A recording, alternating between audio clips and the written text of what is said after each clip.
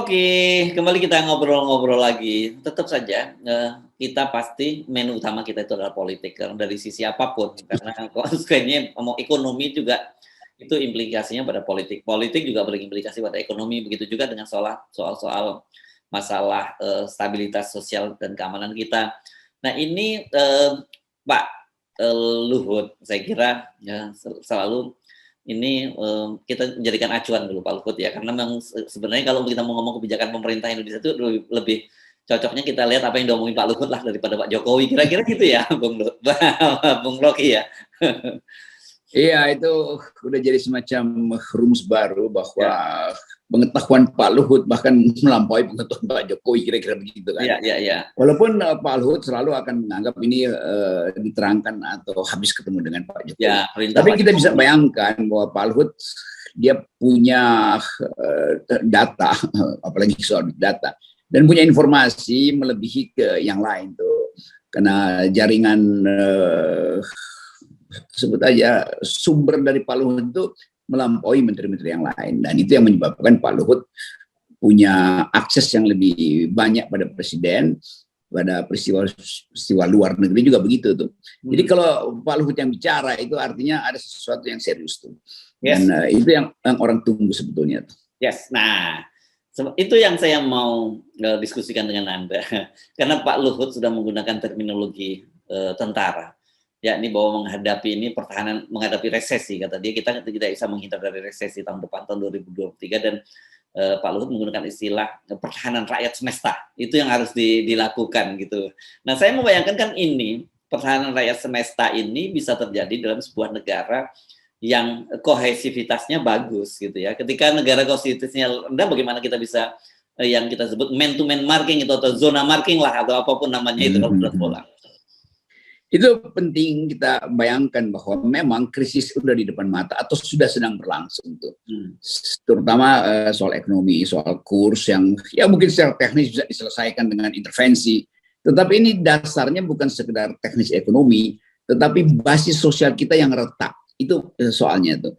Karena itu kalau Pak Luhut bilang perang semesta, sebetulnya juga bukan sekedar ada front line yang dipersiapkan untuk menghadapi badai dari luar, tetapi juga untuk menemukan mampu nggak tadi kohesivitas bangsa ini menghadapi badai yang lagi datang ke kita tuh.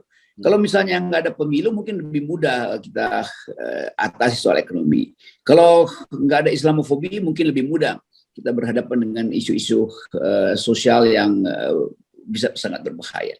Tetapi itu yang nggak terjadi, justru orang masih bicara politik identitas tuh, orang masih berupaya untuk menghubungkan ini dengan strategi presiden memperpanjang 3 periode. Jadi tetap satu suasana yang juga terhubung dengan suasana di Malang yang kita bicarakan sebelumnya, bahwa kondisi sosial kita betul-betul berbahaya, dan bahaya itu yang ditangkap mungkin oleh Pak Luhut sebagai ya itu artinya mesti ada persiapan secara semesta itu. Kesatuan tempur itu harus betul-betul di dalam upaya untuk melihat keadaan yang berbahaya di depan mata. Jadi sekali lagi keterangan-keterangan semacam ini yang dihitung oleh dunia internasional, terutama oleh financial market yang sedang mengintai Indonesia sebetulnya. Kan tidak semua pemain finance dunia itu ingin berbisnis secara bersih, kan bisnis kotor tuh ada di mana-mana tuh. Jadi diincerlah Indonesia dalam keadaan rapuh. Nah itu saya kira sinyal yang membuat Pak Luhut mengambil istilah yang dari kawasan yang dia kenal itu militer, bahwa harus ada, atau bahasa teknisnya army readiness, kesiapsiagaan tentara tuh. Yang disebut tentara sekarang adalah seluruh rakyat. Dan kalau tentara tentu ada disiplin, ada komando, ada hierarki. Tapi rakyat kan nggak bisa disiagakan seolah-olah menghadapi ancaman yang tak terhindarkan lagi. Padahal rakyat justru lagi mengalami perpecahan tuh. Jadi itu dilema dari Pak Luhut, berupaya untuk kasih semacam rasa aman, tapi pada saat yang sama keadaan sosial kita tidak memungkinkan orang bersatu. Kenapa? Karena ada persaingan politik pemilu yang betul-betul juga bisa menimbulkan ketegangan. Karena Anies tetap diincar, Pak Jokowi tetap berupaya untuk ngasih sinyal dia masih bisa mengendalikan keadaan, bahkan memperpanjang masa jabatannya. Itu soal-soal semacam itu yang berbahaya dari segi peta sosiologis kita. Kita teruskan ya, Pak Luhut kan menyatakan gitu. Nah, ini nggak bisa kalau kita saling menjelekkan, gitu kan. Nah, padahal justru yang tidak disadari oleh Pak Luhut itu sekarang, kalau ini kelihatan sekali, soal yang banyak membuat perpecahan jelek-jelekan itu justru partai-partai pendukung pemerintah. Dalam hal ini Anda tadi menyinggung soal Anies, itu kan kita udah mulai melihat itu langsung saja, tetap saja jualan lama yang sebenarnya sudah mulai tidak laku, tetap dihidupkan tadi soal politik identitas. Bahkan juga saya nggak tahu isinya apa, yang jelas Gubernur Lemhanas Andi Wijayanto juga bertemu dengan Pak Jokowi juga meng-highlight soal itu, soal bahwa ada kajian soal politik identitas. Padahal kita sendiri ngerasa itu sebenarnya nggak ada politik identitas, tapi kenapa terus saja dinarasikan gitu? Ya karena kelihatannya memang itu yang akan diajukan sebagai kan selalu ada strategi kontra narasi itu. Jadi narasi Anies akan dikontranarasikan dengan politik identitas. Ya. Dan itu saya juga diskusi itu dengan beberapa pengamat di Malang dan merasa bahwa kenapa sih Pak Rocky itu identitas terus mesti diucapkan? Kan dari awal kita tahu bahwa Muslim itu memang mayoritas. Jadi ya berhaklah kami memakai identitas itu kan. Jadi kecurigaan-kecurigaan ini yang akan terjadi gelut-menggelut dengan keadaan yang digambarkan oleh Pak Luhut kan. Kan mestinya kalau Pak Luhut mengambil tesis bahwa kita harus dalam satu line menghadapi badai ini, maka mestinya berhenti juga pemerintah mengeksploitasi tema-tema semacam politik identitas kan, itu intinya kan. Jadi seolah ada keseriusan bahwa kalau kita tanya di mana seriusnya sih, hanya karena Anies calon maka kemudian muncul istilah politik identitas, kan memang cuma itu kan. Apa ada hal yang lain tuh? Hari ini kita mengingat kembali bom Bali 12 Oktober 20 tahun yang lalu itu. Dan semua orang merasa bahwa persiapan di Bali itu justru jadi tegang karena di Jakarta itu politik identitas diedarkan terus dan orang Bali mungkin merasa itu nggak ada soal lagi itu, yang penting ada persiapan keamanan. Tetapi bagi publik internasional yang akan datang ke Bali mengikuti G20 itu melihat apa sebetulnya yang terjadi di Indonesia, padahal sinyal Islamofobi itu udah dihentikan oleh pihak Barat sebetulnya. Kan seluruh keterangan tentang Islamofobi kan itu juga tema global, terorisme juga itu tema global tuh. Jadi bagian-bagian ini seolah-olah hendak disodorkan pada Pak Jokowi sebagai problem. Padahal nggak ada problem dengan politik identitas di Indonesia itu. Itu kan sesuatu yang sifatnya dadakan aja kan. Tiba-tiba ngomong politik identitas tuh apa dasarnya? Berkali-kali juga kita masuk dalam masalah yang sama. Jadi hanya karena ada Anies, lalu dikaitkan Anies dengan politik identitas kan itu. Padahal Anies sebetulnya udah banyak survei yang menunjukkan bahwa kepemimpinan Anies di Jakarta itu sukses karena dia berprestasi, bukan karena dia Muslim atau didukung oleh Muslim. Itu masalahnya di situ. Jadi dengan mudah sebetulnya bilang aja Pak Jokowi kasih aja public address, nggak ada tuh politik identitas. Anies mau maju, tapi diukur berdasarkan prestasinya tuh. Kan itu, kita tunggu itu dari Pak Jokowi sebagai kepala negara. Beri ketenangan supaya orang nggak mencurigai bahwa politik identitas adalah rekayasa untuk menghalangi Anies. Dan kelihatannya udah begitu terbentuk pikiran. Semakin rekayasa itu dilakukan, itu relawan Anies makin tumbuh di mana-mana. Dan saya membaca misalnya di Malang, itu relawan Anies itu udah banyak betul yang minta deklarasi dan menganggap bahwa kami dibiayai pusat apa nggak dibiayai pusat, kami bergerak sendiri. Jadi istilah relawan sekarang itu betul-betul otentik. Orang biayai sendiri kerelaan itu tuh. Lain dengan yang kemarin-kemarin relawan itu dibentuk dari pusat, itu bedanya tuh. Iya. Ini sebenarnya kita sepakat, kita paham bahwa tanpa diomongin oleh Pak Luhut, meskipun ada juga hiburan dari IMF yang menyatakan bahwa dunia sekarang gelap dan tetap saja ini menjadi semacam cahaya di Indonesia. Kita tahulah yang dimaksud cahaya itu kan sumber daya alam. Gitu kan, begitu kan, kita ini kan diuntungkan oleh sumber daya alam kan, ekonomi kita itu kenapa kemudian tetap stabil, artinya sebenarnya nggak ada pemerintahan pun juga tetap jalan dengan sumber daya alam itu.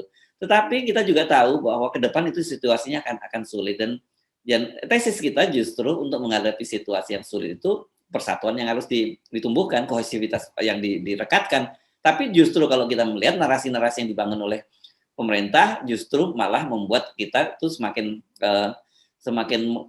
renggang karena tadi dengan soal isu polisi identitas, dan kita tahu kok itu cuma semacam tipu muslihat akal-akalan saja kok itu untuk politik identitas, mempolitisasi politik identitas gitu ya tepatnya Bung Rocky ya. Ya, itu mempolitisasi politik identitas, dan itu yang nggak bisa diucapkan oleh IMF. Jadi IMF atau financial market yang konvensional ini tetap melihat Indonesia yang nggak bakal bangkrut, kan kalian punya ekstraktif industri, punya segala macam sumber daya. Tetapi kalau seandainya semua itu diandaikan sebagai aset kita, liability-nya justru pada keadaan sosial tadi itu, ketegangan sosial itu tuh. Saya bisa paham kenapa IMF kemudian mengucapkan kalimat itu, oh, ada terang itu. Ya karena Sri Mulyani minggu-minggu ini lagi ada di Washington. Dan mungkin itu yang diterangkan oleh Ibu Sri Mulyani bahwa ya kalau cuma soal utang kami bisa bayar. Kalau cuma soal kurs itu yaitu temporer aja tuh. Cadangan devisa kita masih cukup. Dan itu membuat IMF merasa oke, nggak ada soal dengan Indonesia atau belum ada soal dengan Indonesia. Seandainya IMF punya data lengkap tentang keadaan keuangan Indonesia, juga keadaan sosial Indonesia, itu akan lain dia memberi sinyal tuh. Jadi sekali lagi laporan Sri Mulyani ke IMF pasti dalam upaya untuk memberi optimisme. Tentu kita juga optimis sebetulnya, atau percaya bahwa Sri Mulyani dalam soal nego internasional ya reputasinya mampu lah. Tetapi kalau udah menyangkut money politics, proyek mangkrak, itu pasti Sri Mulyani nggak mampu lakukan itu tuh.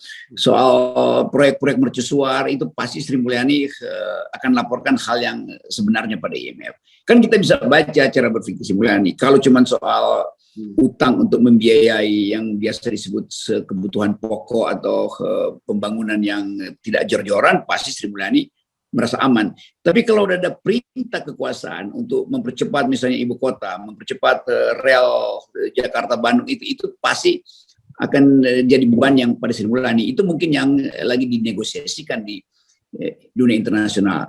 Nah, kalau kita baca secara lebih dalam, pasti nanti akan ada teguran dari IMF pada Presiden Jokowi bahwa terlalu jor-joran, bahwa ekonomi jadi panas karena ambisi itu. Itu pasti akan muncul mungkin 1-2 hari ini. Tapi teknik IMF bisa kita kenali dengan baik bahwa oke, dia kasih spirit dulu pada Indonesia. Oke, itu masih ada terang kok. Tetapi jangan terang itu nanti lenyap oleh ambisi Presiden untuk membangun IKN. Jangan terang cahaya itu diredupkan oleh permainan kontrak yang membebani APBN karena harus membiayai mangkraknya kereta cepat Jakarta-Bandung. Itu tata bahasa IMF yang kita udah hafal terus. Sebentar lagi nanti akan ada teguran pada pemerintah Indonesia. Yes. Kira-kira begitu. Yes. Kalau saya hafal modus dari Sri Mulyani dalam membuat laporan pada IMF. Oke, di luar itu, ya saya kira Anda juga pasti punya hafal juga dengan kelakuan lembaga-lembaga survei. Ini sekarang sudah mulai muncul hasil-hasil survei baru gitu yang membuat Anda, bagi Anda yang tidak biasa memperhatikan itu, Anda mungkin akan bisa dimanipulasi oleh lembaga survei. Tapi bagi Anda yang terbiasa memahami perilaku lembaga survei, yang Anda nggak akan bisa dimanipulasi. Misalnya, jadi tiba-tiba elektabilitasnya katanya Ganjar dengan berpasangan dengan Airlangga Hartarto itu mengalahkan Prabowo dengan Puan dan menempatkan bahkan pasangan Anies dan AHY itu di nomor 3. Ini LSI yang bikin. LSI-nya Denny JA. Saya kira saya juga tiba-tiba bingung ini dari mana ya data ini tiba-tiba bisa muncul begitu saja gitu ya. Jadi kira-kira keterangan dari lembaga survei itu dengan mudah orang anggap ini pasti satu opini yang sengaja diajukan oleh para perusahaan survei. Kira-kira itu poinnya tuh. Ya. Karena kita tahu bahwa koalisinya sendiri kan belum utuh itu, soal Anies juga masih tergantung pada nego antara Nasdem dan Demokrat. Sementara PKS sebagai partai yang mungkin paling bontot di dalam koalisi itu menunggu raksasa-raksasa ini kasih sinyal dulu, terutama figur antara Pak SBY dan Pak Surya Paloh. Jadi kalau tiba-tiba ada survei yang mulai membandingkan Ganjar dengan Airlangga, itu artinya ada upaya lain untuk mengaburkan persoalan tuh. Bukan berarti bahwa lembaga survei itu tidak kita pedulikan, tapi cara lembaga survei masuk dalam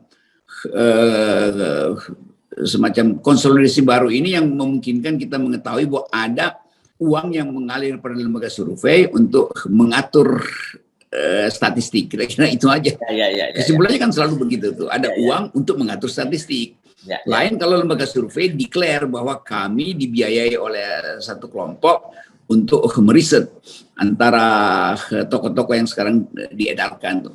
Jadi sekali lagi hal yang seharusnya fungsi dari partai politik untuk memastikan capres dan wapresnya itu diambil alih oleh lembaga survei. Nah, itu yang disodorkan sebagai tagihan pada koalisi. Jadi koalisi sebetulnya ditagih melalui permainan statistik yang diajukan oleh lembaga survei yang pasti dibiayai oleh 1-2 orang yang punya kepentingan lebih besar.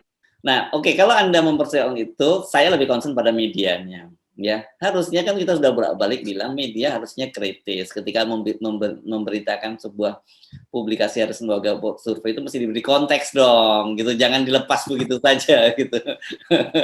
Ya, itu masalahnya. Media kita itu malas untuk lakukan counter research gitu dan menganggap bahwa yang diajukan oleh lembaga survei itu adalah berita. Bukan, itu berita tetapi di dalamnya ada advertorial.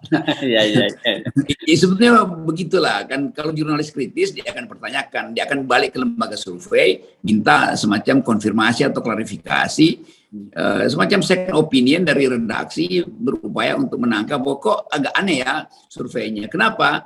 Lalu diwawancara aja kan surveyornya. Di situ baru ada berita yang kontekstual. Yes.